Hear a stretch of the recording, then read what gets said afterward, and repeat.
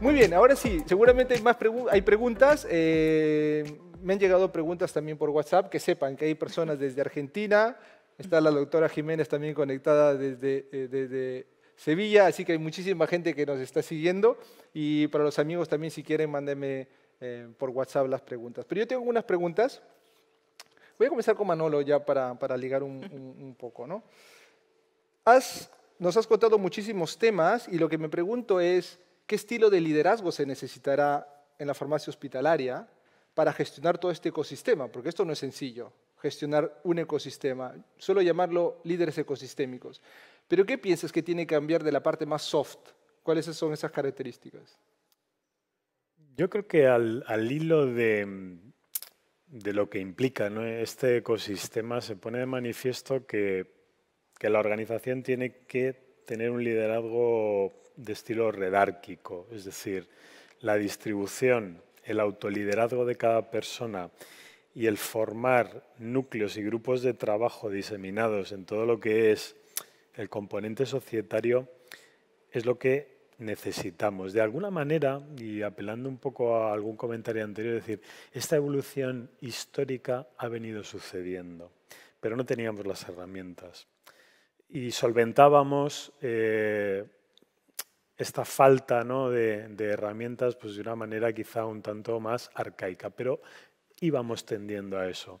Pongo, por ejemplo, nuestra sociedad científica tiene ahora mismo, de memoria recuerdo, al menos 26 grupos de trabajo. Es verdad que la farmacia hospitalaria es muy transversal porque al final son muchas áreas de farmacoterapia, paciente agudo, crónico, ámbito hospital que al final también desemboca, bueno, pues en transiciones asistenciales, ¿no? Este es un elemento clave en cómo hemos ido respondiendo a aquellas necesidades que nos retaba en cada momento el paciente y la propia institución. Claro, lo que sucede ahora es que tenemos ante sí una pléyade de capacidades desde el punto de vista de la comunicación 2.0, quizá poco explotada antes de la pandemia, ¿no? Porque es verdad que bueno, Zoom ya existía, Teams ya existía, pero ahora lo hemos integrado y bueno, cualquier momento, 15 minutos es perfecto para conectar con compañeros de Argentina, de México, de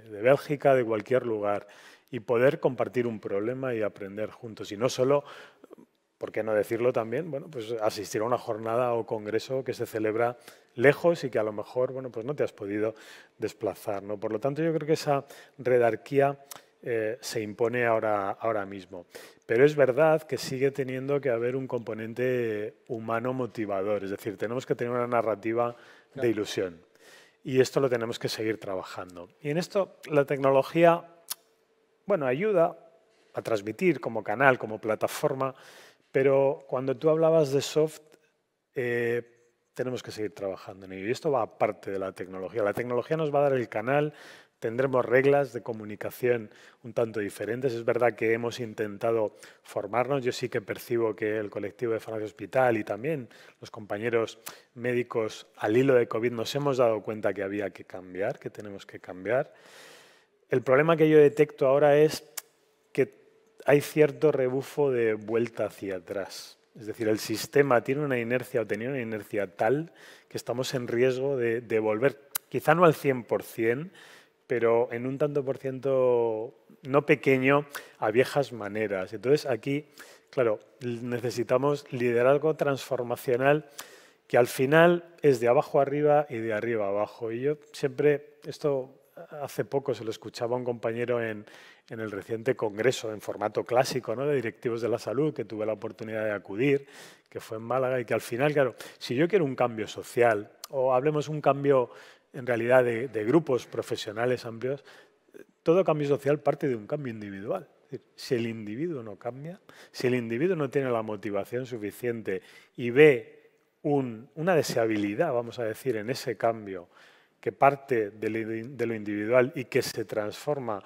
a lo colectivo, bien sea su grupo profesional, bien sea bueno, en el ámbito de un hospital, en el ámbito de un sistema regional de salud, o por qué no decirlo ya, pues como ciudadano prácticamente del mundo, probablemente no cambie, ¿no? Entonces, al final, volvemos al mismo mensaje. Son las personas individuales las que generan cambios colectivos y eso necesita motivación, pasión, incentivos, etc. Y la tecnología ahí no nos da la solución. Gracias, Manolo. Yo tengo una pregunta para ti, Nuria, relacionada, y luego vamos a ver que hay varias preguntas también en red. La telemedicina no va para atrás, ¿no? Eso es una de las cosas que creo yo que va a ir para adelante porque todavía su uso todavía no es masivo como en otros países hemos notado, ¿no, Nuria? Y un dato que sí recuerdo muy bien es que de aquí al 2050 la población por encima de los 65 años va a duplicar. Y ¿cómo ves que va a entrar la telemedicina o cuál sería tu sueño de ver la telemedicina y cómo ves a Human IT Care en ese futuro? Y en base a eso, ¿cuál es el elemento clave para poder ir en esa dirección, ¿no? Perfecto. Pues bueno, yo creo que es muy buena pregunta y de hecho ahora que mientras lo decías, yo pensaba en mis padres tienen más o menos 60 años, ¿no? Y ya utilizan, ¿no? Las tecnologías son súper digitales y estas personas dentro de unos 5 o 10 serán pues personas ya un poco pues que entrarán en la edad, ¿no? De personas pues bueno con más riesgos de tener enfermedades y por tanto usuarios, ¿no? Entonces es obvio que las personas que ahora mismo tienen estas franjas de edades que dentro de unos días van a ser personas que quizás tengan que utilizar más este tipo de servicios, pues van a ser usuarios ya digitales, ¿no? Y esto lo hemos de ver a largo plazo, hemos de pensar siempre, yo creo que a largo plazo. Yo creo que al final el sueño de cualquier persona que se dedica a desarrollar productos, ha habido una cosa que me ha gustado mucho y es no nos dejemos llevar por el mundo fancy o cool de la innovación. La innovación para mí es ciencia, porque se ha de demostrar mucho, como decía antes el doctor Martínez, en resultados, en valor y en realmente un servicio de valor añadido, ¿no? En el proceso clínico y asistencial. Pues para mí, yo creo que el sueño de cualquier persona que trabaja o crea productos, ¿no? Que es fabricador de productos, que es como también un poco veo los innovadores, ¿no?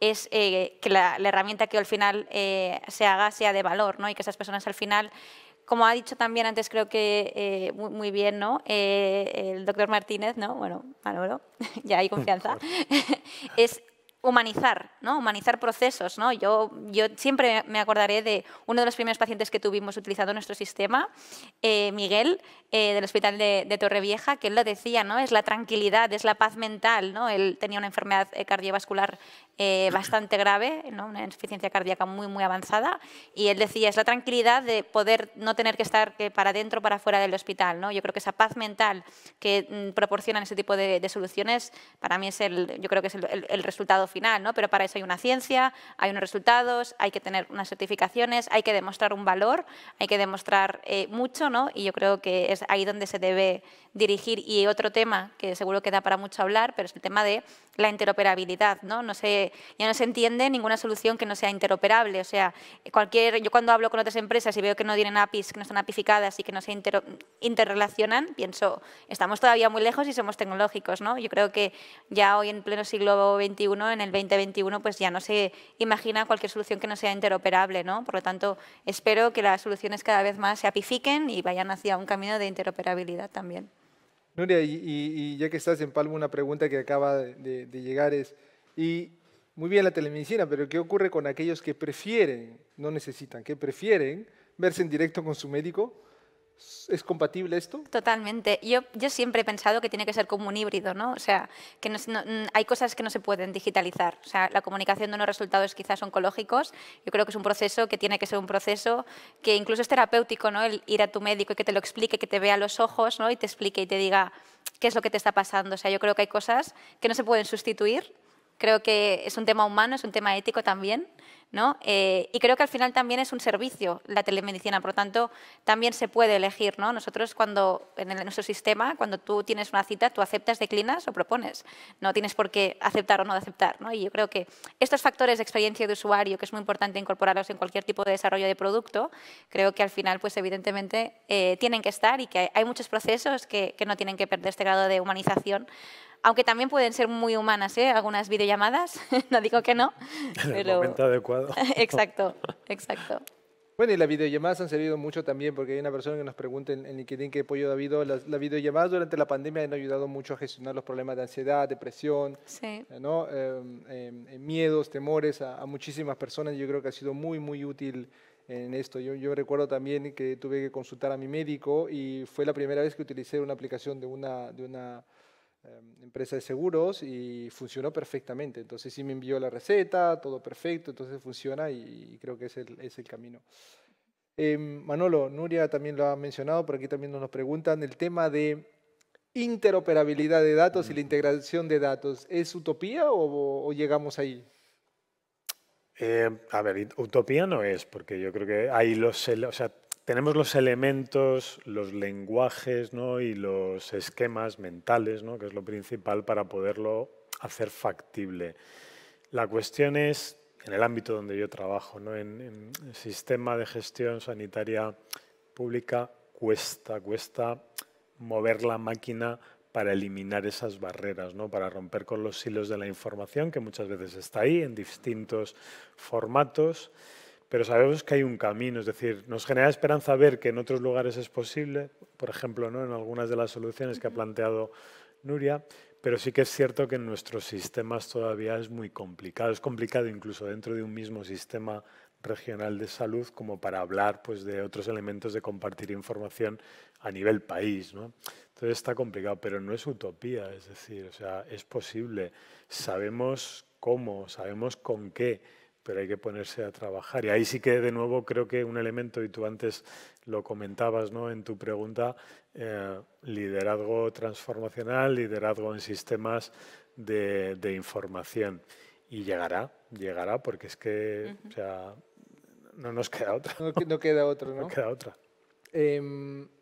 Nos escribe también en LinkedIn, dice que la tecnología existía ya, también que lo has mencionado, ¿no? Pero ese es el ser humano, cuando ve algo distinto, tiene siempre la tendencia a verlo como si fuese distante.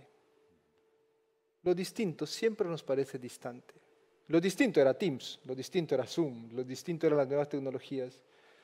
Pero no hemos sido capaces de reducir esa distancia mental, sobre todo.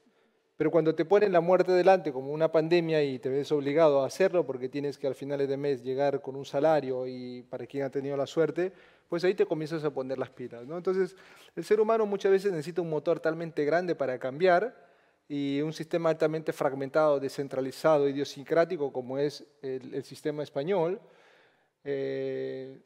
Espero que no sea una utopía, ¿no? Claro, cuando yo hacía referencia al tema de la regresión, es porque claro, cuando pierdes el sentido de urgencia, que es un poco lo que tú comentabas, nos volvemos un poco a, bueno, somos más lentos, dice, bueno, sí, pero ya llegará. Entonces, mantener ese pulso para seguir catalizando el cambio, yo creo que es el momento clave. O sea, en esta transición, el año próximo, cómo hagamos, ¿no? Cómo se gestionen también estos fondos, donde lleguen, quién los utilice, quién decida, el qué, el cómo, va a ser clave. Ojalá, o sea, yo quiero confiar y confío en muchos de los directivos que tenemos, ¿no?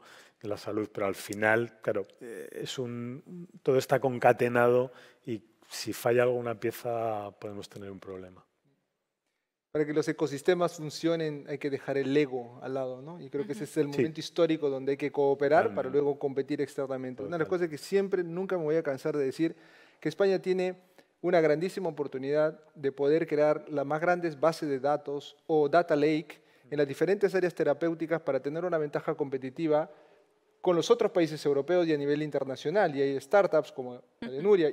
Nosotros somos un pequeño ecosistema en este momento, que hace algunos años era impensable poder dialogar, poder hablar, una grande farma, una startup, la parte de la parte pública también. Entonces, yo creo que en este momento hay que subirnos a ese tren de la cooperación para luego competir por fondos internacionales y poner a España donde tiene que estar, ¿no? Oye, voy a cambiar un poco porque hay varias preguntas aquí en este tema, Nuria. Tú acabas de recibir una financiación hace poco de más de 2 millones de euros y creo que enhorabuena. Gracias. A ti y al equipo, quiere decir que están en el camino adecuado. ¿Pero te ha sido difícil este camino? Yo te conozco desde hace varios años. ¿Y cuáles son las barreras que has encontrado? Y también si has encontrado una barrera por ser mujer también, ¿no? Porque siempre se habla de este tema de la diversidad, etc. Pues muchas gracias por la pregunta, Orlando. No es fácil, el mundo de la empresa es muy complicado, es un mundo que también está como con esta moda de las startups como muy maquillado, pero es muy sacrificado. Yo trabajo mucho, antes hacía mucho ejercicio, ahora hago menos, ahora estoy recuperando, pero es muy, muy sacrificado, ¿no? El fondo de la Comisión Europea ha sido muy competitivo, se han presentado 2.000 empresas, solamente 65 la hemos recibido. En España hemos sido 3 empresas, de las cuales 2 somos de aquí de Barcelona y una es de Cantabria, diría. O sea que ha sido muy, muy difícil.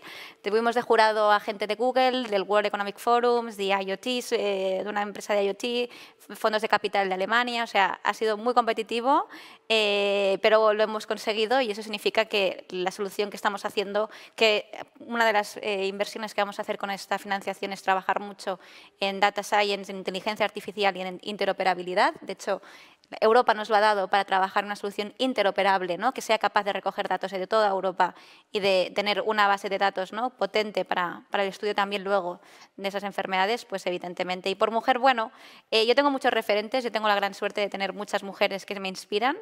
Tengo en el board Guayente San Martín, ella es la directora global de todo el negocio de las impresoras 3D y ella me inspira. Entonces, bueno, es verdad que falta más presencia, sobre todo en el mundo tecnológico, pero yo creo que también hacemos comunidad entre nosotras y bueno, y los datos han sido de todas estas 2.000 empresas que se presentaron, las que las han conseguido, un 20% del total de las que han conseguido esta financiación, un 20% son empresas lideradas por mujeres. Esto, bueno, poco a poco se va a ir igualando, estoy convencida y bueno, sí que ha sido duro, pero... Bueno, no, y gracias también por compartir. Yo creo que también hemos visto en LinkedIn unas historias muy bonitas que decía, "This little girl is me". No sé si han tenido ocasión. Sí. Entonces, normalmente mis peques leen los cuentos.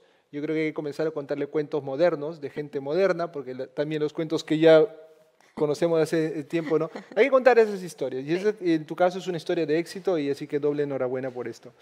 Un par de preguntas, yo creo que aquí para los dos, toca la telemedicina, pero yo creo que es más amplio. Dice, en telemedicina, ¿quién se siente más atraído por el método? ¿El médico o el paciente? Pues, bueno, empiezo yo si quieres.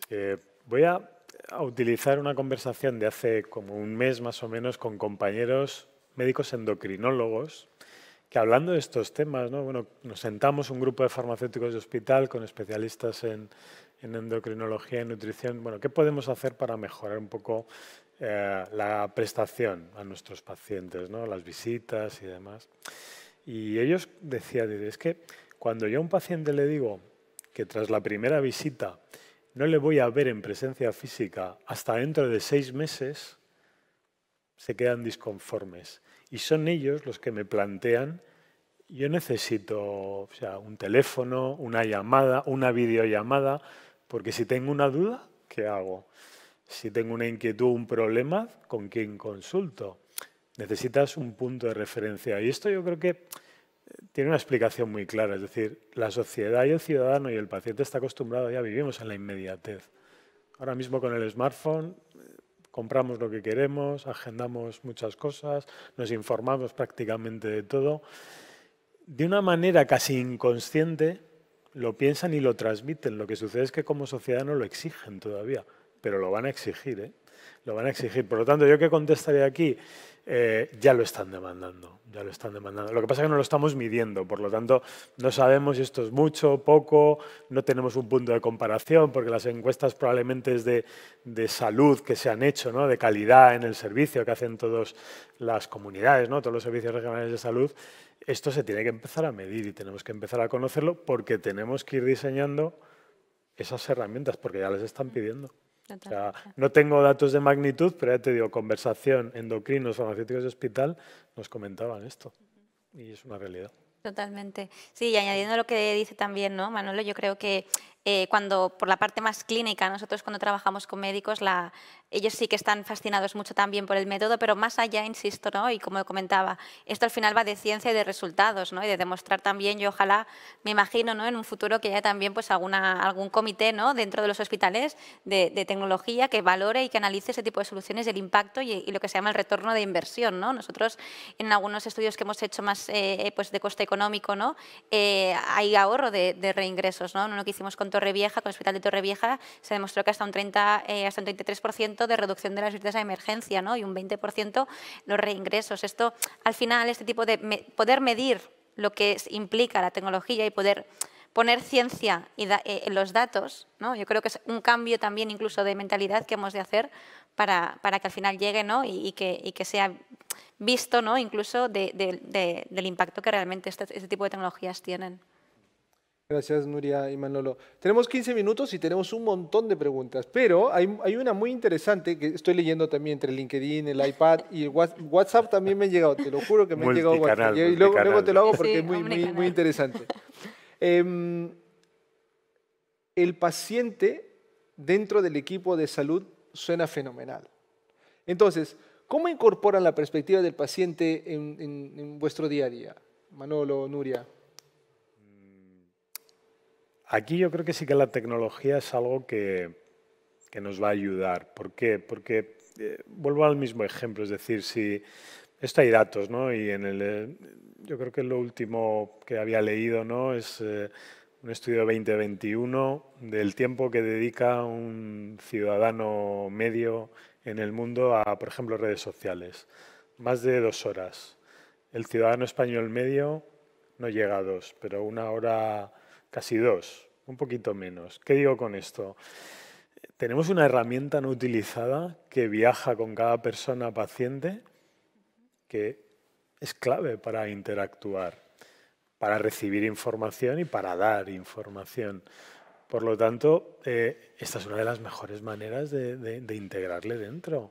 Y ahí vamos bueno, metámoslo en el cajón de PRO o en muchas otras acepciones que podríamos construir, ¿no? Porque al final siempre nuestra mente va buscando el grupo, la etiqueta y tal, ahora lo llamamos así, dentro de 10 años inventaremos algún matiz nuevo, pero yo a lo que voy es decir, si tenemos eso, pues vamos a utilizarlo, o sea, tiene un potencial y vamos a demostrar que en muchas circunstancias probablemente es útil. Y voy a poner un ejemplo con cuatro elementos. Seguro que recordáis, ¿no?, que hace ya unos años se acuñó el concepto, ¿no?, de la triple meta, ¿no?, la escuela de Berwick, en el IHI estadounidense, que transformaron a la cuádruple meta para incorporar, como decíamos antes, al profesional.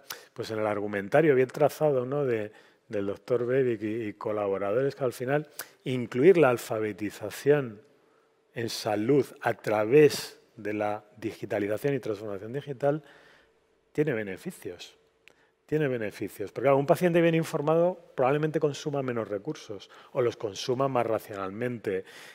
Un profesional sanitario cuyo paciente hace esto también está más motivado para trabajar de otra manera. No va a estar cabreado con su paciente que se supone que tiene que saber. Entonces, al final, de nuevo, hay muchas conexiones que indican que esta herramienta puede tener una vertiente, pero lo tenemos que explicitar.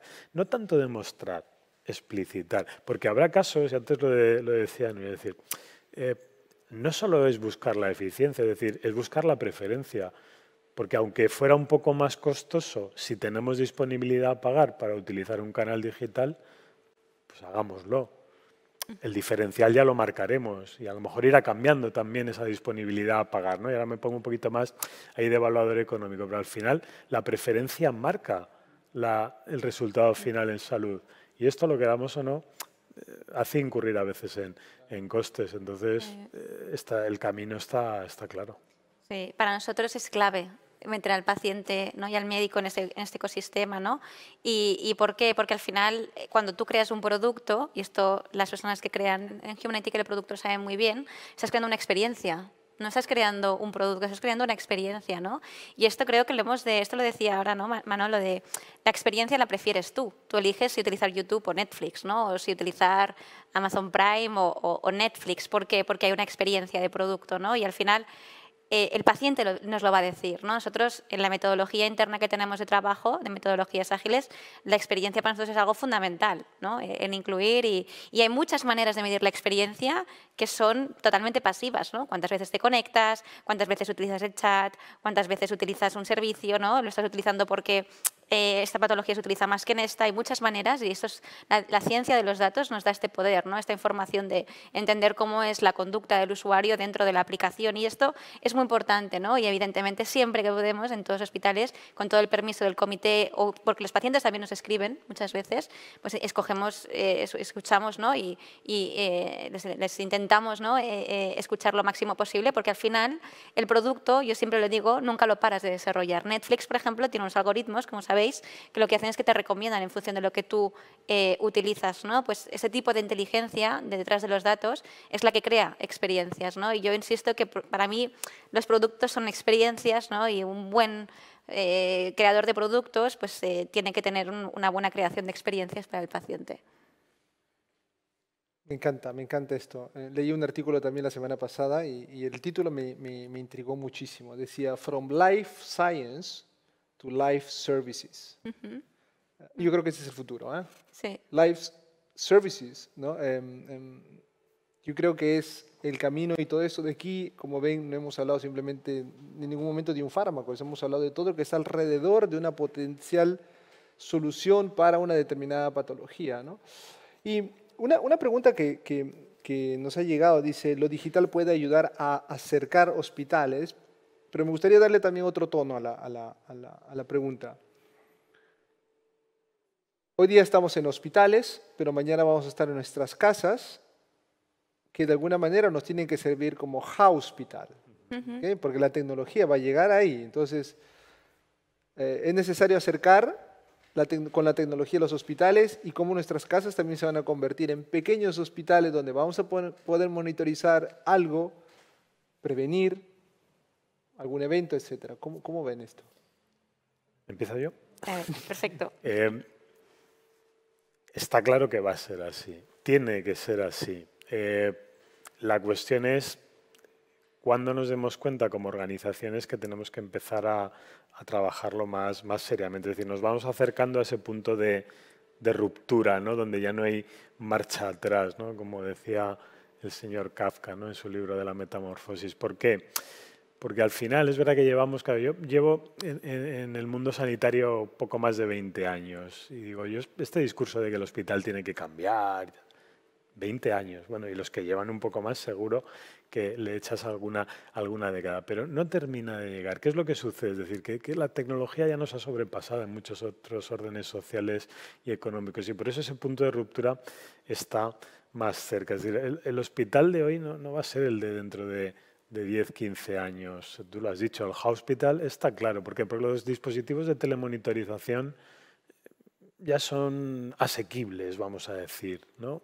Vamos a poder tener información directa, indirecta, pasiva o activa, como comentaba Nuria, que va a ser fundamental para tomar decisiones, prevenir y modular los reingresos a un hospital, porque tendremos que seguir teniendo pues, una cama de intensivos que cambiará, pero el autocuidado, la responsabilización, la gestión de la salud y entenderlo como un servicio global que tú apuntabas, ¿no? En el nombre de este artículo, que espero me pases porque no lo conocía, va a ser clave, ¿no? Y yo creo que va a ser una manera de, al final, satisfacer a la necesidad de un sujeto, ¿no? De un paciente, porque el hospital es un sitio, es inhóspito, es que es una contradicción, no es hospital, es inhóspito, o sea, es lo contrario, es el anticuidado, porque yo lo veo todos los días, cuando llega alguien y dónde voy, quién me informa y cuánto tengo que esperar y me lo han explicado bien, lo entiendo, no lo entiendo. Esto tiene que empezar a cambiar. Por lo tanto, estamos cada vez más próximos a ese punto. Aquí en las predicciones también se demuestra que los humanos hemos sido siempre muy malos en predecir que vendrá dentro de X tiempo. No sé qué pasará, sé que está cerca, pero sí que soy un convencido de que al final la sociedad, su demanda va a hacer posible este cambio que será, yo creo que compartido por todos. Nuria, antes de que me contestes, porque me interesa muchísimo tu punto, yo creo que hay que quitar un mito también. Las organizaciones nunca van a ser perfectas y nunca van a lograr su objetivo, su misión, porque si apenas la logran se mueren, desaparecen, ¿no? O sea, como el ser humano, nunca va a poder obtener el máximo nivel de liderazgo y todo el mundo lo busca. Tenemos que ser conscientes de que eso nunca lo vamos a alcanzar. Y el hospital del futuro nunca va a llegar, porque si llega, ya terminó su misión, pero en un mundo cambiante no va a llegar. Por tanto, hace 20 años, hace 100 años, 300 años que se habla de depresión, ansiedad, nunca se va a llegar al final, porque si no, viviríamos todos felices y contentos en el Edén, ¿no? Pero era un mito que quería, desde mi punto de vista, siempre... Sí. Yo quiero introducir un concepto que se está hablando mucho, que es el concepto del hospital líquido. No sé si lo habéis escuchado, ¿no? El hospital líquido al final es ese hospital que no tiene barreras. Las barreras están en servicios, ¿no? en temas totalmente fuera de lo que es el ámbito de lo que es el ámbito hospitalario, ¿no? Y yo creo que aquí hay un concepto muy interesante que se puede comparar con los bancos. ¿Qué ha pasado con los bancos, no? Al final, antes tenías que ir... Bueno, hay mucha gente que continúa yendo a los bancos, ¿no? Pero la mayoría de personas, sobre todo más digitales, ya no vamos al banco, lo tenemos todo en una aplicación, lo llevamos, lo gestionamos, ¿no? Y podemos tener nuestro servicio, ¿no? Descentralizado, ¿no? Yo creo que al final, cuando hablamos de salud, hablamos de un proceso muy personal, donde el paciente en muchas veces, ¿no? Quiere sentirse con los suyos, quiere estar con los suyos, ¿no? Y pues, ¿por qué no darle al menos la oportunidad o el servicio, ¿no? De que sea remoto, ¿no? y digital, ¿no? Hay cosas, como hemos dicho, procedimientos que no pueden ser pues, por temas obvios, pero al final el concepto de hospital líquido, que es llegar, ¿no? Fuera, porque al final la salud siempre está, o sea, tú no dejas de estar enfermo cuando sales del hospital, ¿no? Ha de haber un seguimiento, ha de haber una continuidad, ha de haber incluso, como decía antes el doctor Martínez, ¿no? Una prevención, ¿no? El intentar que el paciente ya no esté enfermo, sino que se mantenga sano, ¿no? La persona se mantenga sana. Yo creo que el concepto de hospital líquido recoge muy bien hacia dónde vamos, hacia dónde va este sector, ¿no? Yo creo que podíamos estar aquí horas y horas, ¿no? Totalmente. Eso es una de las cosas buenas de tener dos personas de vuestro calibre con tanta experiencia, ¿no? Hay más preguntas, déjenme ver también aquí. ¿Qué pasa con aquellos profesionales sanitarios o aquellos pacientes que no abracen este camino? Porque al día de hoy, todo lo que pensamos que es transformación digital, la entendemos, ¿no? Todavía es entendible. Alguna cosita es cuando hablamos de inteligencia artificial, machine learning, etc. Todavía es comprensible a la oreja humana. Pero va a llegar un momento donde no va a ser más comprensible. Entonces, ¿qué pasa con aquellos que no se subirán un poco a ese tren? Manolo, desde el punto de vista de salud y tú. Pues, bueno, empieza. La cara ya creo que me lo dice mucho, pero a ver, yo creo que a nivel de vista del paciente, evidentemente hay que respetar, ¿no? Es cierto que al final esto es como cualquier otro, yo lo veo como, bueno, o sea, como una experiencia, ¿no? Al final tú puedes elegir, pues no sé, ¿no? Tú puedes elegir también, ¿no? Y puedes elegir si quieres pues un servicio u otro, ¿no? Yo creo que sí que es cierto que hay que respetar, pero yo, por ejemplo, en algunos de los servicios de salud que utilizo, y también hace poco tuve que utilizar el público, ya tenía que tomar la cita de manera digital. O sea, en el sistema público de aquí de Cataluña, tú, para ir a tu ambulatorio, para hacer cualquier análisis o lo que sea, tienes que tomar la cita online. Puedes llamar, evidentemente tardarán mucho más y tendrá mucho más pains para mí como usuario, ¿no? De este sistema, que si en un momento cojo la cita y a lo mejor en 2 o 3 menos, en un minuto ya tengo ya la cita, ¿no? Que si tengo que llamar, me tienen que atender, me tienen que poner con tal. Al final va también de decisiones y hemos de abrazar también todas las diferentes opiniones, ¿no? Por eso insisto que las experiencias de usuario, que esto es algo que en salud creo que es fundamental y no se le da la importancia, en la UX, ¿no? Y en la experiencia que tienen estos pacientes, hay diferentes realidades, hay diferentes realidades como colores en el mundo y como personas en el mundo, ¿no? Pero al final, es cierto que yo creo que habrá un punto en que al final eso es una comodidad, ¿no? Es un commodity, que tú puedas coger en un minuto y tener la cita versus tener que llamar y que si no sé, bueno, al final yo creo que va de personas, pero habrá un punto también en que tendremos que hacer, como antes comentaba Manolo, una gestión del cambio y decidir. Yo aquí creo que aplica, o sea, habrá una selección natural que te obligue a la adaptación, ¿no? Es decir, al final o te adaptas o si no, está en riesgo tu salud. Por lo tanto, si ese sentido de urgencia no lo percibes tú, pues ya empiezas, ¿no? mal. Yo aquí sí que en una visión un poquito, yendo algo más allá, sabéis que este reputado escritor, ¿no? historiador, que es Yuval Noah Harari, tiene sus interpretaciones quizá apocalípticas, veremos qué sucede, ¿no? Pues del Homo Deus, del Homo Useless, que no será capaz de integrarse, utilizar, o no tendrá capacidad a lo mejor de poder adquisitivo para utilizar la tecnología que les haga, bueno, diferentes, mejores, bueno, llamémoslo como queramos. No sé si eso sucederá. Luego hay otra corriente un poquito más, bueno, positivista, vamos a decir, que vuelve a lo que comentamos hace unos minutos. La tecnología tiene que estar a nuestro servicio. Nosotros somos los que diseñamos esa tecnología, por lo menos hoy por hoy, ¿no? O sea, y ahí ya no me meto en si en algún momento, ¿no? Pues la máquina o las máquinas tomarán el control, ¿no? Pero si nosotros estamos diseñando la tecnología con lo bueno y lo malo que tenga el sesgo de momento humano, quiero creer que siempre sabremos aplicarla de manera adecuada y que también haremos nosotros en esa perspectiva humanizadora para que los que se queden un poquito más rezagados terminen incorporándose de alguna manera, ¿no? Entonces yo me decanto más por esta última visión porque también es la que me gustaría que fuera. Así lo digo. Tenemos 5 minutos para cerrar. Hay una pregunta que quiero hacerla. Nuria, tú me vas a ayudar.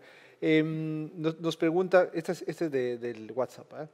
Dicen, de WhatsApp, me preguntan, dice, uno de los problemas que hay en los hospitales, también Manolo, también me puedes ayudar, dice, es que ¿quién mete los datos? ¿Okay? Y dice, los médicos muchas veces no tienen tiempo durante la consulta y es básico meter la información, y sobre todo cuando necesitas meter texto, ¿no? En China ya es muy utilizado porque es mucho más fácil ¿no? el vocal que estar escribiendo. Dictáfonos. Dictáfonos, sí. ¿Cómo lo estás aplicando? Sí.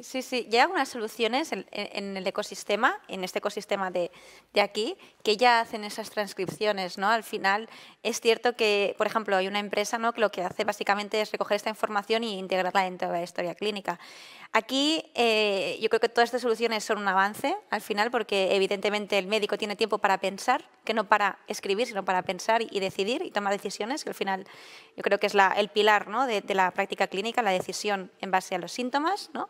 Pero hay otro tema mucho más también importante y fundamental que es la protección de datos, ¿no? Para eso están las entidades reguladoras que están haciendo, yo creo, un buen trabajo, y conozco algunas, ¿no? que realmente se están actualizando, han tenido que ir al nivel que está yendo la tecnología de rápido, y creo que estas herramientas de recogida de datos a través de voz, texto, son súper útiles siempre y cuando, evidentemente, se queden dentro del hospital, o al menos el hospital sea el propietario de estos datos, ¿no? Y que el paciente pueda acceder siempre y cuando quiera a estos datos, ¿no? Que es como lo dice la GDPR. Muy bien. No sé si quieren dejarnos un último comentario antes de agradecerle. ¿No? Manolo, tú nos has hablado de la transformación digital en el mundo de la farmacia hospitalaria, nos has hablado de muchísimos temas. Yo creo que has dejado muchos insights, ¿no? que podamos utilizar. ¿Qué último mensaje nos darías? Pues el último mensaje, bueno, el resumen sería que estamos hablando de tecnología, pero al final todo pasa por las personas, tanto el ciudadano futuro paciente como los profesionales de la salud. Aprender con la tecnología, utilizarla en su vertiente más positiva será una de las claves del avance de la sociedad. Yo lo tengo claro. Muchas gracias, Manolo. Y Nuria. pues yo creo que al final también una cosa con la que creo que me gustaría cerrar es que esto va de personas, ¿no? Y que lo hacemos todos. Al final el ecosistema no lo tiene que liderar solo un agente o una determinada asociación, ¿no? Esto va de